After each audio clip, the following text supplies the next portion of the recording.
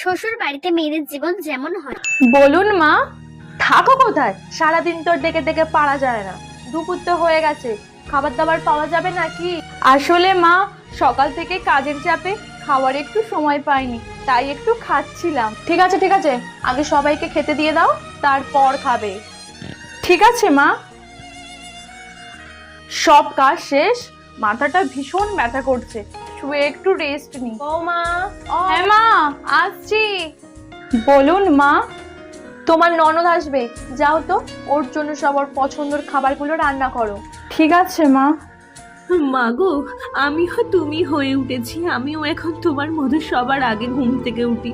খিদে পেলেও আর চিল্লামিল্লি করে সারা বাড়ি মাথায় তুলি না। শরীর খারাপ হলেও কেউ ডেকে জিজ্ঞাসা করে না। বাড়ির সবার শেষে সব কাজ করে ঘুমাতে যাই। এখন বুঝতে পারছি মা তোমার কষ্টটা। মন থেকে মাকে ভালোবাসলে কমেন্ট করে সাবস্ক্রাইব করে